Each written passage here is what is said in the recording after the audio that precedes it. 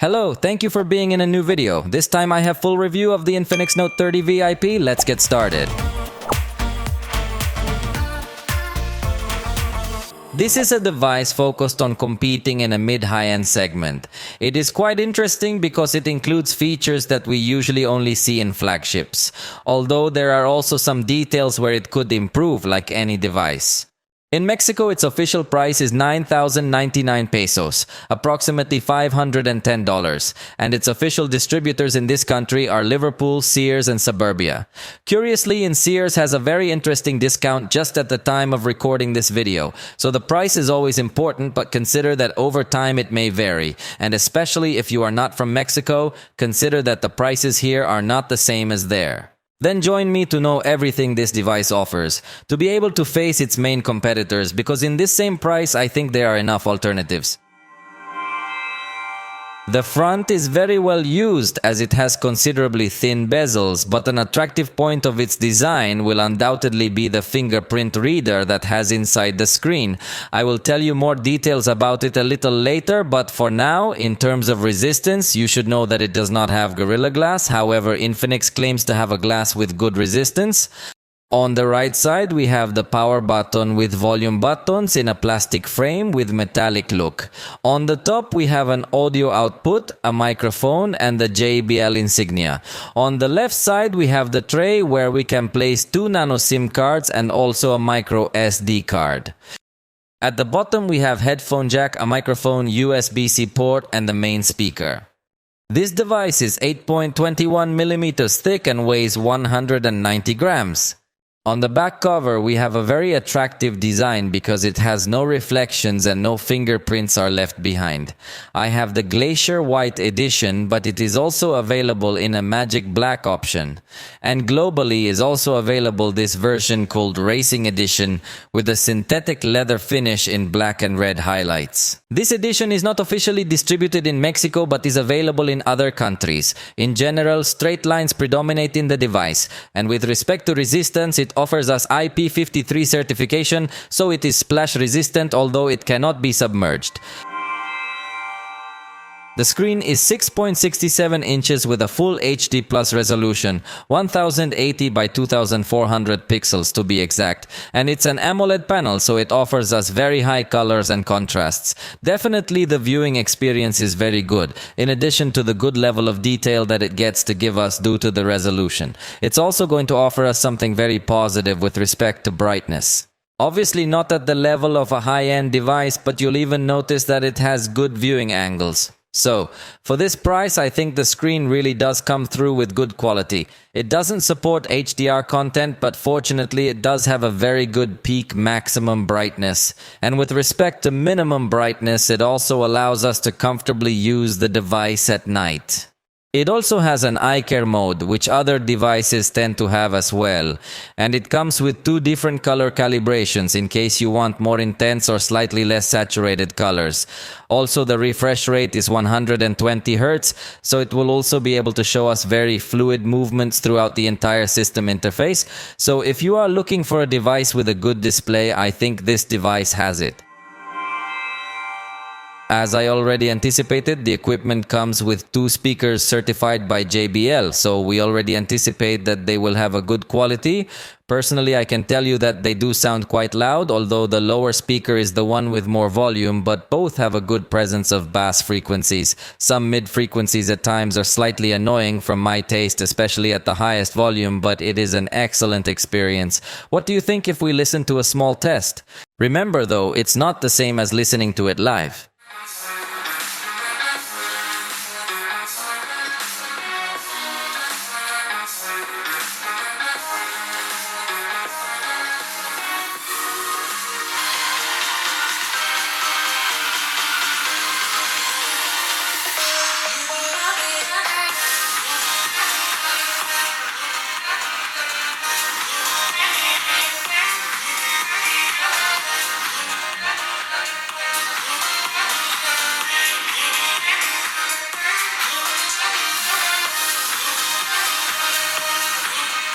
It also integrates high-res certification and has DTS sound functions.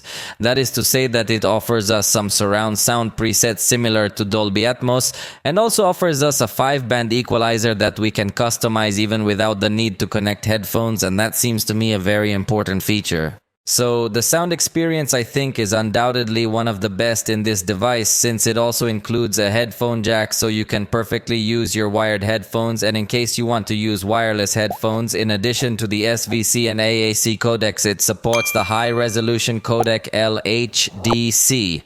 In addition to 2 speakers, it also includes 2 microphones. In this sense, the experience remains within the basics, since there are other equipment in this price range that already integrate 3 microphones. Esta es una prueba de grabación con los micrófonos del Infinix Note30 VIP para que podamos escuchar su calidad. Like several Infinix devices, I think the microphones do not get to stand out too much for a high quality, so it feels a simple quality. The front camera is 32 megapixels with f-aperture 2.45 and fixed focus. The experience with this camera is going to be good. It offers us a considerably good capture speed even with conditions of HDR, but it should be noted that it does not have an easy capture gesture by showing the palm of the hand. You can simply activate this option to touch any area of the screen and allow to take the picture. If we hold down the shutter, it does have a burst of up to 20 photos, and for beauty options it has a special mode where we will be able to regulate different styles of facial beauty as well as the intensity applied to that style. It also has artificial intelligence enhancement, or manually you can select if you want to blur the skin, change the color of the skin, applying some makeup effect, slim the face, enlarge the eyes, refine the chin, refine the nose, also make the face thinner. So there are many parameters that are available in this beauty mode. Outside the beauty mode, we also have a button where we can access some color filters that we cannot view at the same time all in real time, but we can apply one by one.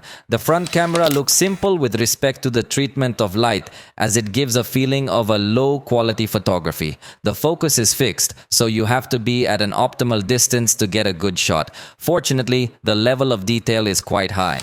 However, notice how, in case you are a little closer to the camera, you will come out completely out of focus. But I must insist that having 32 megapixels, the level of detail of the face is really very high. Indoors, it is curious that the picture is still 32 megapixels. It seems to me that perhaps it would be more useful to merge the pixels to avoid some of the noise and grain that can appear in darker areas. However, I think it still maintains a good level of detail even when we don't have as much illumination. In fact, notice how at night the picture comes out very well with good color and again good detail, although some areas are slightly grainy to say the least. However, you can use the night mode to get better detail, but still some areas will be slightly overexposed and that increases noise. And in indirect light conditions from the automatic mode comes out a good result with the screen trying to illuminate the face well. But the curious thing is that this device comes with a front flash, something that very few devices currently have. Although honestly the result seems worse to me, since the flash can be very cold compared to the warm environment that you can get to have in some night conditions. I think the ideal result is to use the night mode in conjunction with some lighting on the screen, and I really think the result is of a very good level. The night mode can also be used with the front flash, but I repeat that the tonality of the flash is a little bluer and therefore could be unnatural. But something that should be clear is that the night mode with the front camera is a spectacle, because in this price range I think it will be one of the best devices in these photographs. This example is against night light, which is one of the most difficult examples, and this device really pulled out an excellent result. The portrait photography of this device is good, but it is not able to keep the subjects in focus, so it is not so recommended. I don't think it will be the best. Although fortunately at night it also manages to detect faces well and keep them in focus, applying a nice bokeh effect to the background, but you need to be without any kind of object for the picture to come out natural. On the back we have the 108 megapixel main camera with f1.45 aperture and autofocus. We also have 2 other cameras that from my point of view are not very useful. 2 megapixels each, f2.4 aperture and fixed focus. Overall, I would consider this device to have only one camera, so this is probably its weakest point. Although the main sensor is good, but the rest of the cameras feel very underutilized. The capture speed is going to be good, and we are also going to have the burst of up to 20 pictures by holding down the shutter. In this part are also available the filters that we saw for the front camera mode, and if we touch on screen we can adjust the exposure and focus. You can also select the behavior of the volume buttons in case you want them to function as a shutter or zoom control. If you want more advanced controls, you can slide up to access the professional mode, and in this mode you can modify more parameters such as exposure compensation, shutter speed up to 30 seconds, ISO up to 6400. You can also adjust the white balance, focus, and the type of metering. However, this device does not allow us to take pictures in RAW as other devices do. It is also unable to automatically detect documents from the automatic mode, but fortunately it does incorporate a special document mode for scanning this type of object. In addition, if you choose the print option, you could perfectly well save it also as a PDF file. Nor can you scan QR codes from the main interface, and this I consider that this is also a point for improvement, although it does have a button to access directly to Google Lens, and with this tool we can scan QR codes. The capture speed of this device is considerably good and also captures moving objects well, so no blurry area is seen. In this sense, the experience is very good. And with the burst of up to 20 pictures, you can also easily capture the exact moment, so I think its performance is advanced. In the high resolution mode you can get 108 megapixel pictures, and I think it does get an excellent level of detail, so you can get to notice very small things in your picture.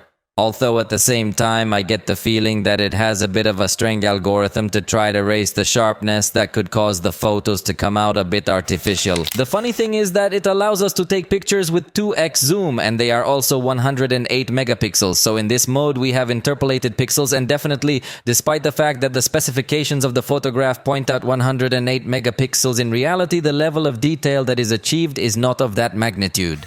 Outdoor photographs seem to me to come out with good quality, although slightly more saturated and with more contrast than I would like. So they might be a bit intense for some users who like more natural photography. But in general, we could say that the camera delivers, although color accuracy will not be its strongest point. Indoors, having a fusion of pixels really manages to take a spectacular picture. Undoubtedly, it is a very clean picture with practically no noise and with very good color saturation, considering that it was an environment with much less illumination. So here again we see a slightly more saturated color rendition than natural, but it is quite spectacular. Notice how even on nights with a much lower light condition we still got an excellent result. This photograph was captured in warm, subdued light, and we noticed good detail, good color, and virtually no noise. If you use the night mode, it is even more spectacular, although in this case the color was a little less accurate, but I insist that with the night mode you can get to highlight some details. In fact, it is curious because it also lets us use the night mode with digital zoom 2x. And it's curious because at night it seems to me that the 2x zoom gave better detail than in the daytime. Here you are looking at the photograph 1x, and here we have 2x, and it seems to me that clearly the manufacturer does not make good use of the 108 megapixel sensor because the level of detail is very low, and having a sensor with such a high resolution they could have used it perfectly well to have a digital zoom with optical quality, but this is not the case. In fact, the closer you zoom in, the uglier the picture looks, especially because of the color rendition. The picture looks extremely saturated, very yellow or greenish. And at the maximum zoom, which is 10x, you really see a level of detail too exaggerated and artificial, very false. Consider that despite not having an ultra-wide camera, at least we have a panorama mode. And it's funny because in panorama mode we have a much more natural color rendition compared to what auto mode gives us, but we don't have as much level of detail in this panoramic photograph as it is low resolution. In backlit photographs, the preview still doesn't look optimized, having very burnt areas. But after taking the picture, it does a good processing, although again the colors are too saturated, so the color accuracy is very bad in this device, but fortunately it manages to balance well the highlights and shadows. For macro photography, it would be advisable to use the 108 megapixel mode and then zoom in digitally. And with this, you get to notice a very good level of detail. You could also apply a little digital zoom before taking the picture, and the result is still good. And finally, this is the result you get specifically with the macro camera. As you can see, it is not superior to what the main camera already offers, plus it has red chromatic aberration here, which is not very nice, and remember that it is only a 2 megapixel picture, so I would recommend using the main camera. Fortunately, the portrait mode does work properly, applying a very nice bokeh effect to the background and having good detection not only of people but also of objects, although there are some edges that still look a bit more cloudy than we would like, but I think it is according to its range. Video recording can go up to 4K resolution, although this obviously only with the main camera. If you want to record at 60 frames per second, you can do it in full HD, while the front camera can record up to 2K at 30 frames per second or in full HD at 60 frames per second as well. When recording video, it is curious that it does not have a comfortable ring to move the zoom, and that I think is a weak point that could be improved. Since you necessarily need to use 2 fingers to zoom in or out, and that can generate an irregular movement, you can also take pictures and pause or resume the video, but you can't turn on the flashlight if you've already started recording, let alone rotate the front camera, so there's still room for improvement. It doesn't have a manual mode for video recording, but it does have a movie mode where it has various templates that you can fill in to easily create videos with good transitions and nice effects. The fact of recording video in 4K is clearly a very strong point. However, it is not recommended to record in this resolution because it has no stabilization and we will notice a white balance too weird. That is, the colors change very abruptly, and I do not consider it a recommendable device to record video. Indoors, we have something very similar. Again, the fact of not having stabilization plays against it a lot. Even in this type of shots without too much movement, we will also notice the presence of noise, and the video drops to 24 frames per second in these areas without so much illumination. In backlight, we will also notice that when detecting a face, it will completely burn the background, and when it stops detecting, it will adjust the exposure in a considerably aggressive way, so it is not recommended at all. At night, we will again see that it is adjusted to 24 frames per second to have a little more light input, but we also continue to notice a high presence of noise. Fortunately, the colors are fine and you don't feel that you are varying the white balance so much, but I think it is still a weak point in the video recording at night. As I told you, the stabilization is totally null, so even when you're walking you feel very aggressive movements, and when you're running it will be a complete headache. Fortunately, it does have a stabilization mode that is called ultra stable, but the resolution is set to full HD. In this case, when walking the movements are well regulated, but when running they are still too exaggerated, so it is a very weak point of this equipment. The zoom in video recording will also be a weak point because although it manages to zoom in and out smoothly, in reality the image is only stretched and is not seen to be optimizing the level of detail to take advantage of all the information from the sensor, so the experience is really bad. On the other hand, the focus seems to me to be considerably accurate. If you are very close to the camera, it may take a little longer to adjust the focus, but nothing unusual. Even in subtle movements, it can also adjust the focus in a good way. I think that in this aspect, if it is according to what one expects in a device of this range.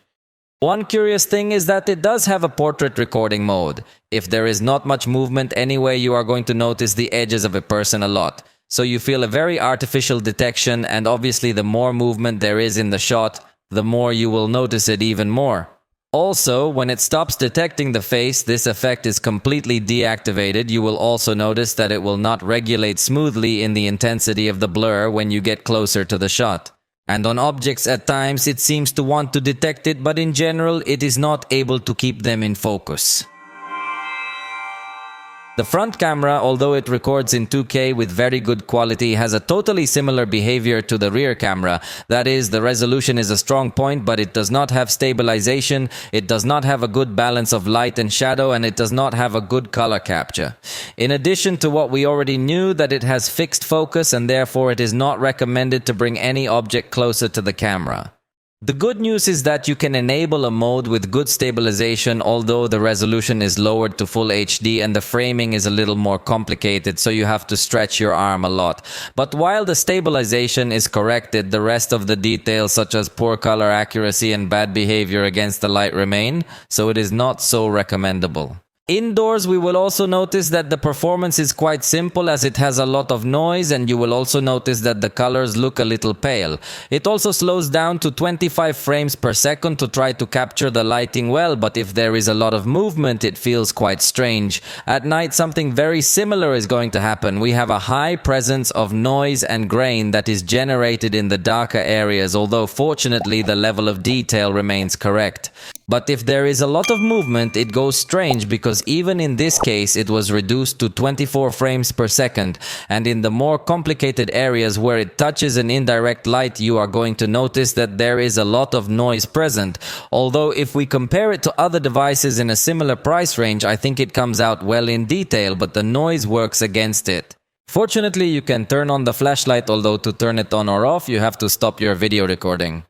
And it is curious that this front camera also allows us to have a portrait video mode to blur the background, although it is not even able to keep the hand in focus. So the truth is that it looks like a too simple mode that also does not have a good behavior against backlight. So even though the effort to integrate this mode is recognized, I think they should improve it. It also features front slow motion that is in full HD at 120 frames per second. This is something uncommon in the range, and it also has a fast camera mode with exactly the same configuration that we saw in the rear camera, although with the resolution up to 2K. The slow motion can be in full HD at 120 frames per second, which is considerably good and gives you a good result. Or it can also be even slower at 240 frames per second, but the resolution is reduced to HD, so you already have very little detail, but for Instagram posts or something similar it could still be fine. The fast camera fortunately can record in 4K and the speed can be from 15x, which I still find a little fast, especially to record movements of people when other devices allow you from 4 or 5x. But the fastest it can go is amazing because it goes up to 5400x, so you could perfectly record the growth of a plant, and in 4K it is going to look spectacular, so the fast camera is good. And it also integrates the dual video feature, which by the way will allow you to adjust the space you assign to each of the parts of this camera, and you can also press a button to swap the position. And in addition to split screen, we have the picture-in-picture mode where it does let us adjust the position of the frame but has a stop on the right, although you do not need to stop the video recording to swap the cameras. So the experience I think is good. The device comes with Android 13 and XOS as its operating system.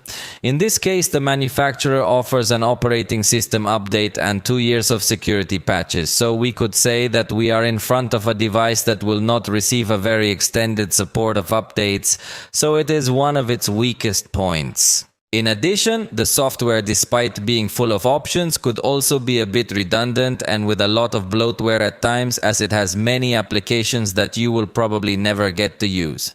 The good news is that it includes interesting features like this smart panel, although at times it can be a bit more difficult to open, but from here it allows us to directly open some applications, and in fact the good news is also that it lets us open up to 2 applications in this floating format, and we can move them around or resize them as well, and even note that YouTube is compatible with this mode, although Instagram is not. But it is definitely appreciated to have this feature of floating windows, and they can be minimized in this way, or you can also drag them to the side to minimize them inside their own icon. Another very important feature to highlight is Social Turbo, where we find additional tools for WhatsApp. For example, you can modulate your voice so that it sounds different in the video calls you make.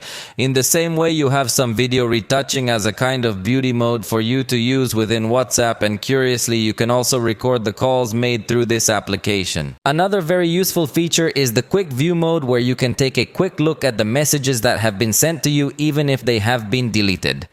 Just note that if a message is too long, it will not appear complete, but it is capable of capturing messages of good length. So even if messages are deleted here, you can see them again. You can also easily create stickers from this section by importing photos or taking them with the camera.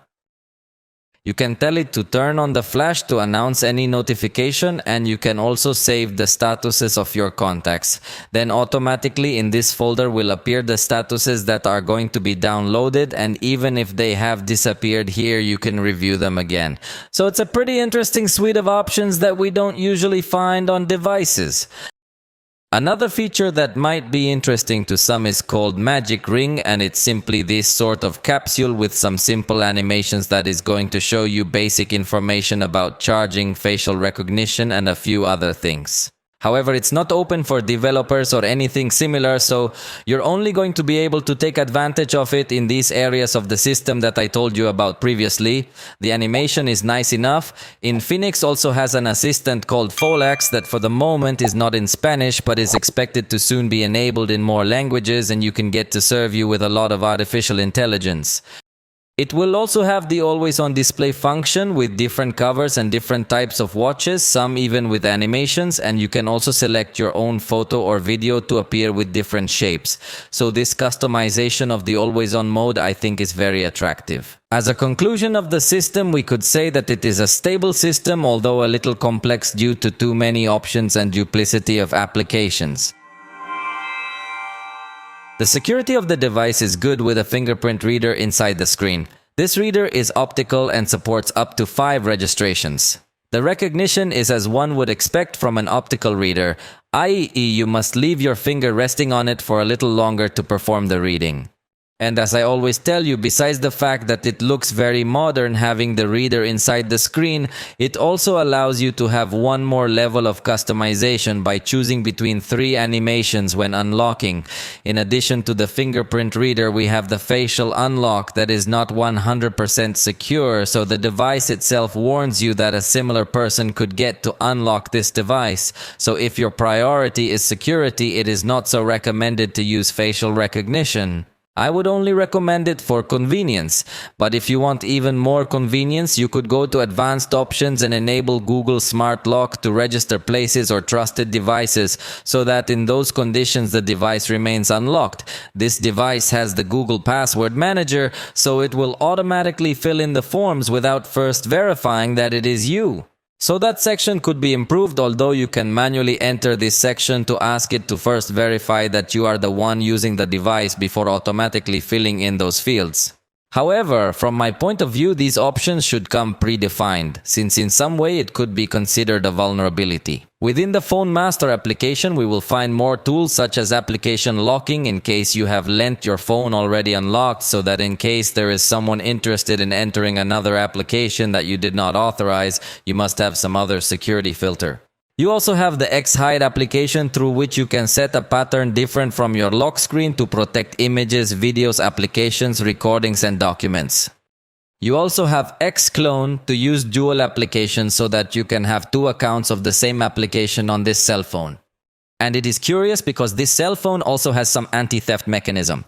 So that in case you have left your cell phone charging on a table, you can tell it to make an alarm if someone comes to disconnect it, or the same thing can happen if they disconnect the headphones.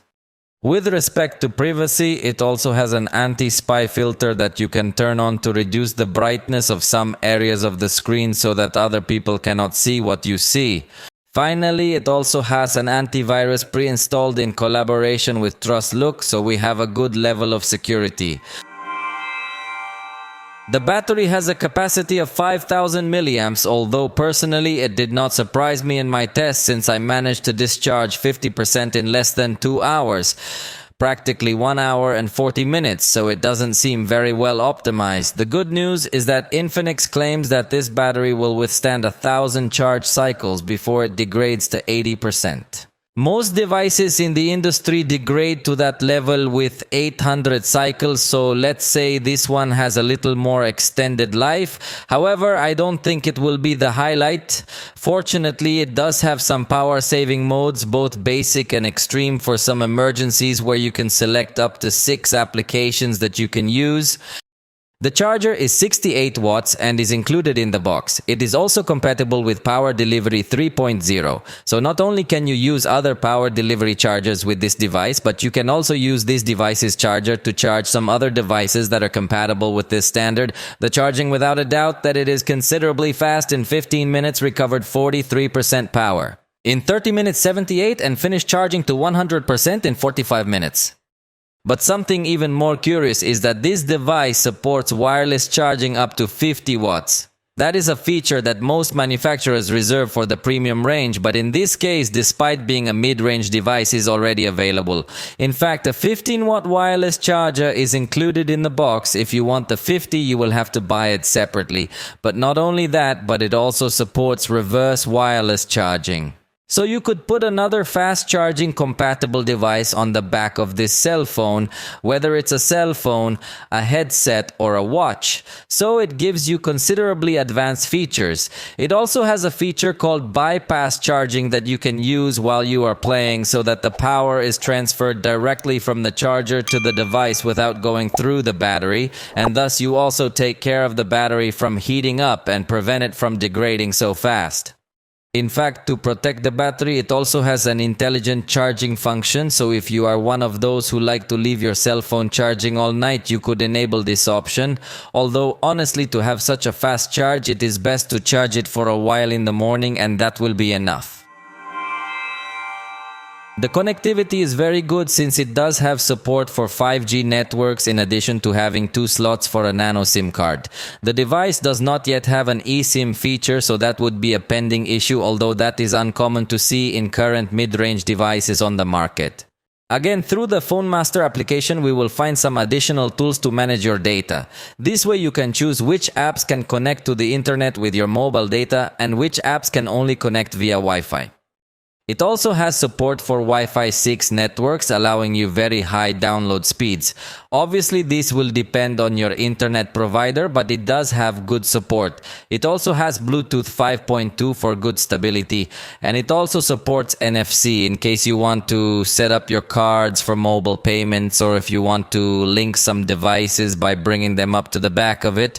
It even has FM radio and also has wireless screen projection, although it is not capable of doing this projection via cable, but if you are going to connect it via cable to your vehicle with Android Auto, it is compatible as well as wirelessly. And finally, with respect to the sensors, it has everything we could ask for, having even geomagnetic field sensor, gyroscope, light sensor, physical proximity sensor, although its vibration motor is on the Z-axis, so it is a basic vibration motor. With respect to the ecosystem, there is little we can say about Infinix since, at least in Mexico, its ecosystem is just developing and there are few products that coexist with their cell phones. In other countries, you will probably find many more devices such as bracelets and even TVs and some others, but in Mexico, the experience feels very limited and above all very dependent on Google.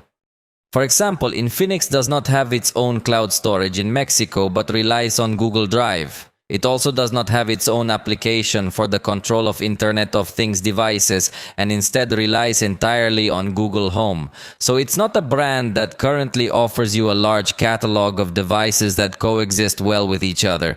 Fortunately, it does have a computer connection option where it allows you to project your cell phone screen onto your computer and drag and drop some other things. So the experience can be very good, however, it is more complex because you must install each of these tools manually, unlike other devices that already have a much more extended support. So the ecosystem is still a pending issue for Infinix that hopefully will continue to grow. Let's talk about the performance. I tell you that this device has the MediaTek Dimensity 8050 processor, a considerably modern and quite fast processor. For this price, I think it has been a very interesting addition. It is accompanied by 12 gigabytes of RAM and 256 gigabytes of internal storage, and consider that you can also put a micro SD up to 2 terabytes. 2.1 seconds it takes on average to open each of these applications, demonstrating that it has practically a performance of a flagship in this sense of opening applications. Usually these good numbers and this speed we see only in the most premium devices in the industry. That's why I like the result that we can have regarding the performance that this device has. Although obviously in this case we are only referring to the speed with which it opens applications, but note how also thanks to the 12 gigabytes of RAM that integrates, it is able to keep open and running all these applications without seeing any reboot when we are switching between each of them.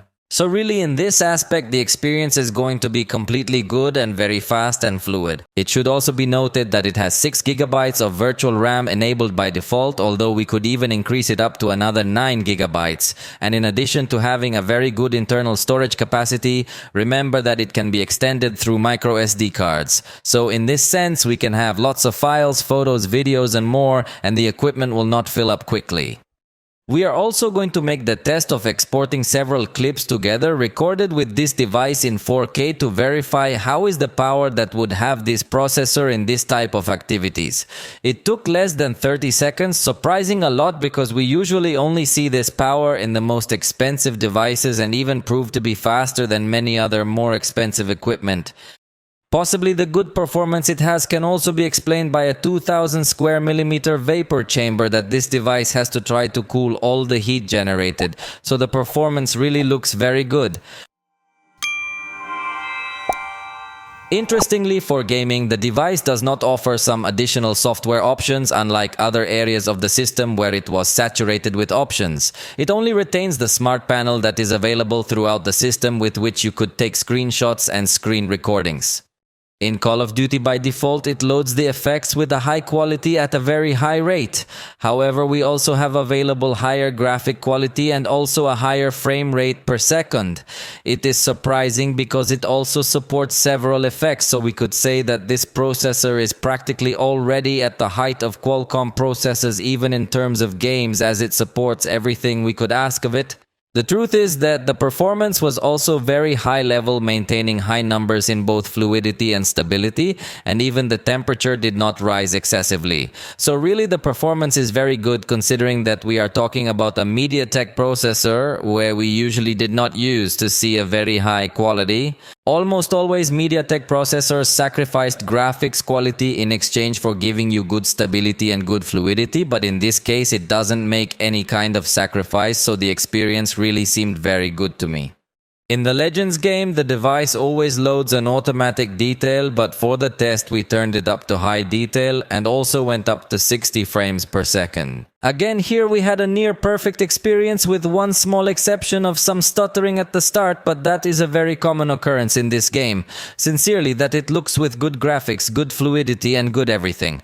The truth is that I was surprised that it did not heat up too much, so I think it is one of the first devices with MediaTek processors that I could consider recommending for gaming, as other MediaTek processors, although they could maintain good fluidity, did not have so much graphic quality, but here I think that barrier has been broken and it is a very good device. In the SpongeBob game, we also have a considerably high quality compatible, so we turned the resolution up to high and the quality also on high, setting it to 60 frames per second. Again, the experience was really very good, even though it didn't quite average a perfect 60 frames per second. It really did stay at a fairly high setting, so at no point did the game feel like it was running slow or anything like that, and it again maintained a still considerably good temperature. Obviously, you do feel a bit of heat, but having a vapor chamber also helps it to expel all that heat from inside and therefore allows you to keep a good game considerably fluid, and even recording the screen we have a good feeling. In Genshin Impact by default, it loads the graphics setting on medium. For the test, we left it at medium but upped it to 60 frames per second. In this case, again, we have an excellent experience. While it doesn't go up to 60 frames per second on average, I think for a device of this price it stays smooth enough. So there is not much we can demand in this price range because it is not a device 100% focused on gaming. The truth is that if you are not a demanding gamer in this sense, the experience will be completely good. And consider that the temperature of 43 degrees Celsius that I reported is from a game of 8 minutes.